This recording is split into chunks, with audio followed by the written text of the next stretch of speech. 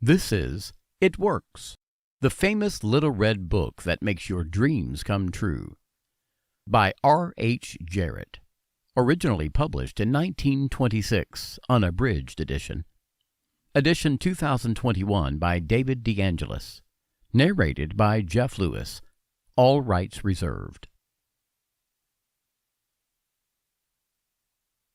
The author sent the manuscript of this book for criticism to a friend, who returned it with the notation, "It works." This judgment, born of experience, was adopted as the title of the book. If you know what you want, you can have it. The man who wrote this book is highly successful and widely known for his generosity and helpful spirit. He gives full credit for all that he has accomplished in mastering circumstances, accumulating wealth, and winning friends to the silent working out of the simple, powerful truth which he tells of in his work. He shows you here an easy, open road to a larger, happier life. Knowing that the greatest good comes from helping others without expecting praise, the author of this work has requested that his name be omitted. What is the real secret of obtaining desirable possessions? Are some people born under a lucky star or other charm, which enables them to have all that which seems so desirable? And if not, what is the cause of the difference in conditions under which men live? Many years ago, feeling there must be a logical answer to this question, I decided to find out, if possible, what it was. I found the answer to my own satisfaction, and for years have given the information to others who have used it successfully. From a scientific, psychological, or theological viewpoint, some of the following statements may be interpreted as incorrect, but nevertheless, the plan has brought the results desired to those who have followed the simple instructions, and it is my sincere belief that I am now presenting it in a way which will bring happiness and possessions to many more. If wishes were horses, beggars would ride, is the attitude taken by the average man and woman in regard to possessions. They are not aware of the power so near that it is overlooked, so simple in operation that it is difficult to conceive, and so sure in results that it is not made use of consciously or recognized as the cause of failure of success. "Gee, I wish that were mine," is the outburst of Jimmy, the office boy, as a new red roadster goes by. And Florence, the telephone operator, expresses the same thought regarding a ring in the jeweler's window, while poor old Jones, the bookkeeper, during the Sunday stroll, replies to his wife, "Yes, dear, it would be nice to have a home like that, but it is out of the question. We will have to continue to rent." Landum, the salesman, protests that he does all the work, gets the short end of the money, and will someday quit his job and find a real one. And President Bondum, in his private sanctorum, voices a bitter tirade against the annual attack of hay fever. At home, it is much the same. Last evening, father declared that daughter Mabel was headed straight for disaster, and today, mother's allowance problem and other trying affairs fade into insignificance as she exclaims, "This is the last straw. Robert's schoolteacher wants to see me this afternoon. His reports are terrible, I know, but I'm late for bridge now. She'll have to wait until tomorrow." So goes the endless stream of expressions like these from millions of people in all classes who give no thought to what they really want, and who are getting all they are entitled to or expect. If you are of these millions of thoughtless talkers or wishers, and would like a decided change from your present conditions, you can have it. But first of all, you must know what you want, and this is no easy task.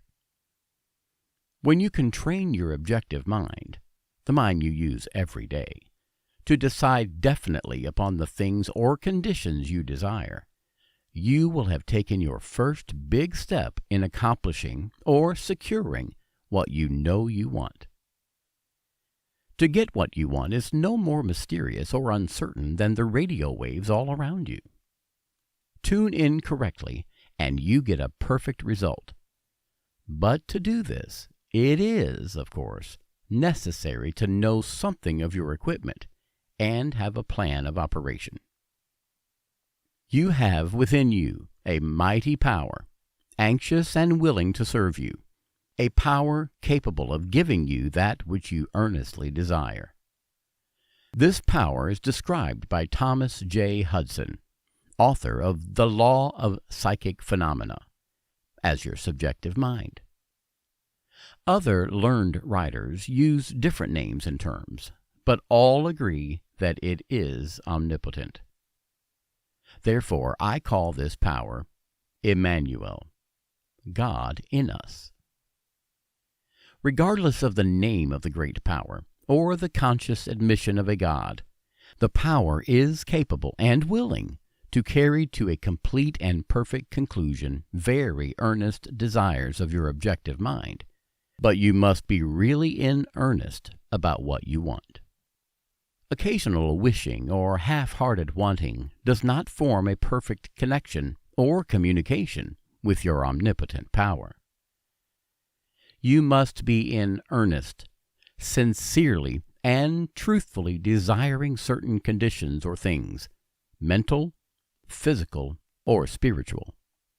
Your objective mind and will are so vacillating that you usually only wish for things, and the wonderful, capable power within you does not function. Most wishes are simply vocal expressions. Jimmy, the office boy, gave no thought of possessing the red roadster. Landum, the salesman, was not thinking of any other job, or even thinking at all. President Bondum knew he had hay fever and was expecting it. Father's business was quite successful, and Mother, no doubt, brought home first prize from the bridge party that day. But they had no fixed idea of what they really wanted their children to accomplish, and were actually helping to bring about the unhappy conditions which existed. If you are in earnest about changing your present conditions, here is a concise, definite, restful plan with rules, explanations, and suggestions. The plan. Write down on paper, in order of their importance, the things and conditions you really want.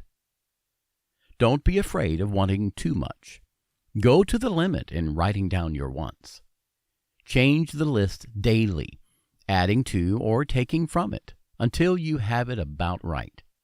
Do not be discouraged on account of changes, as this is natural. There will always be changes and additions with accomplishments and increasing desires.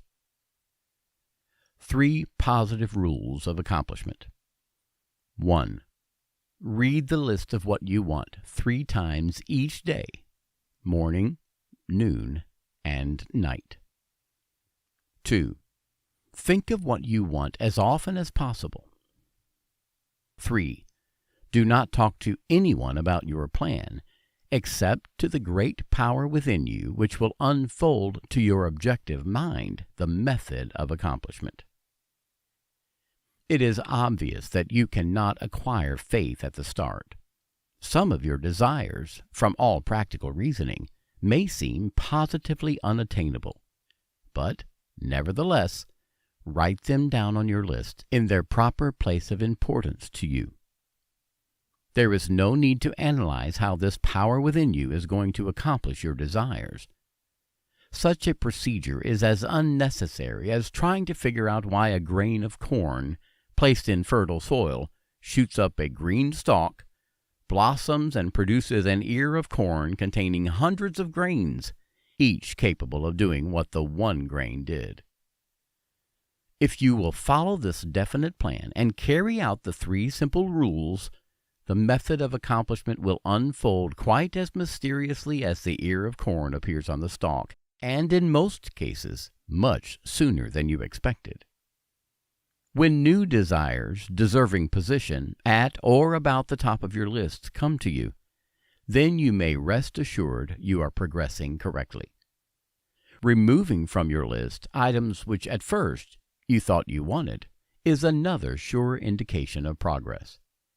It is natural to be skeptical and have doubts, distrust, and questionings.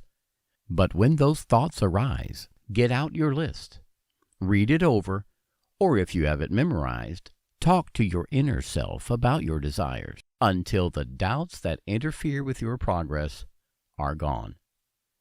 Remember, nothing can prevent your having that which you earnestly desire. Others have these things. Why not you? The omnipotent power within you does not enter into any controversial argument. It is waiting and willing to serve when you are ready. But your objective mind is so susceptible to suggestion that it is almost impossible to make any satisfactory progress when surrounded by skeptics. Therefore, choose your friends carefully and associate with people who now have some of the things you really want, but do not discuss your method of accomplishment with them. Put down on your list of wants and such material things as money, home, automobile, or whatever it may be, but do not stop there. Be more definite. If you want an automobile, decide what kind, style, price, color, and all the other details, including when you want it. If you want a home, plan the structure, grounds, and furnishings. Decide on a location and cost. If you want money, write down the amount. If you want to break a record in your business, put it down. It may be a sales record. If so, write out the total, the date required, then the number of items you must sell to make it. Also list your prospects and put after each name the sum expected. This may seem very foolish at first, but you can never realize your desires if you do not know positively and in detail what you want and why and when you want it. If you cannot decide this, you are not in earnest. You must be definite, and when you are, results will be surprising and almost unbelievable. A natural and ancient enemy will no doubt appear when you get your first taste of accomplishment. This enemy is discredit, in form of such thoughts as, "It can't be possible. It just happened to be. What a remarkable coincidence." When such thoughts occur, give thanks and assert credit to your omnipotent power for the accomplishment. By doing this, you gain assurance and more accomplishment, and in time, prove to yourself that there is a law which actually works, at all times, when you are in tune with it. Sincere and earnest thanks cannot be given without gratitude, and it is impossible to be thankful and grateful without being happy. Therefore, when you are thanking your greatest and best friend, your omnipotent power, for the gifts received, do so with all your soul, and let it be reflected in your face. The power and what it does is beyond understanding. Do not try to understand it, but accept the accomplishment with thankfulness, happiness, and strengthened faith. Caution.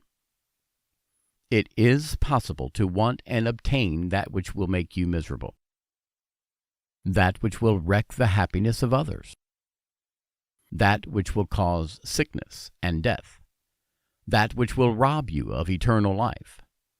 You can have what you want, but you must take all that goes with it. So in planning your wants, Plan that which you are sure will give to you and your fellow man the greatest good here on earth, thus paving the way to that future hope beyond the pale human understanding.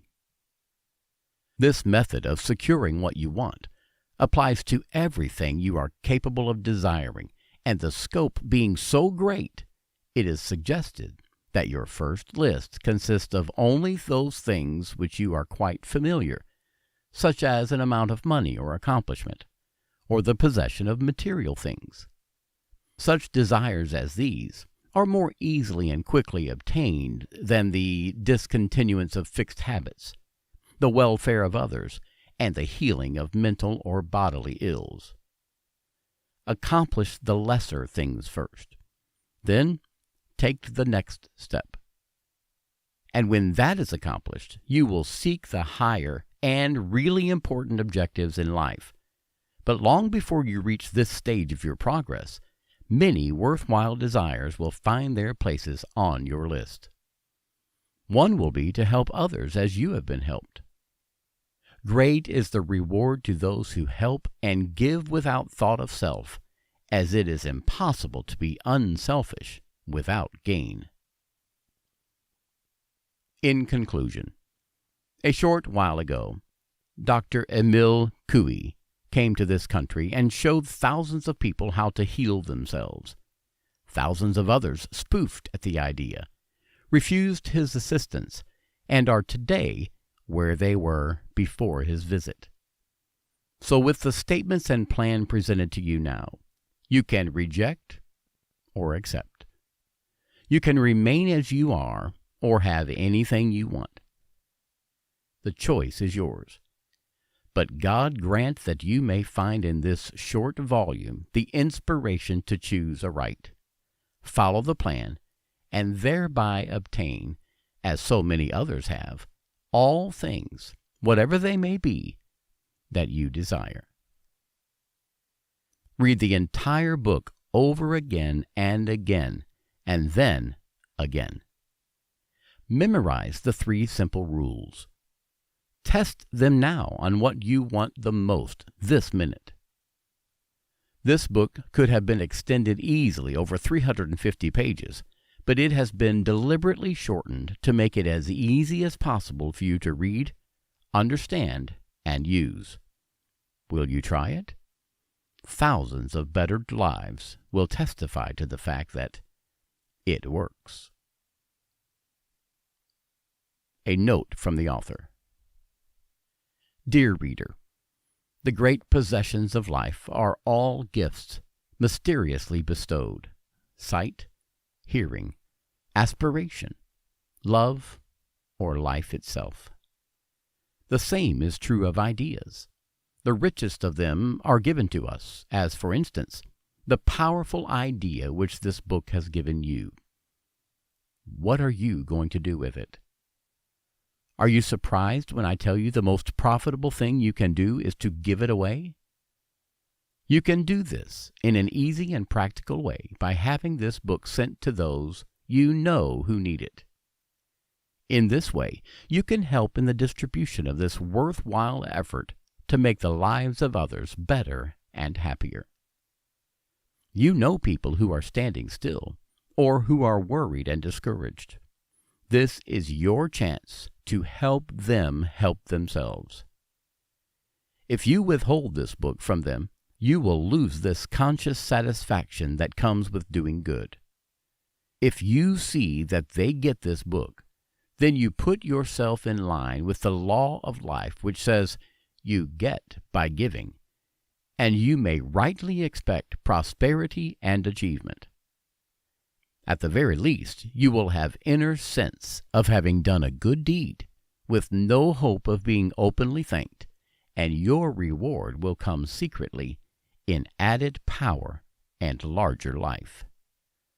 The author.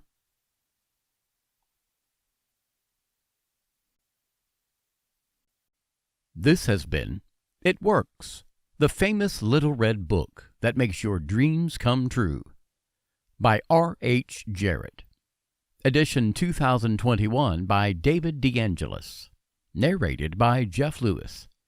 All rights reserved.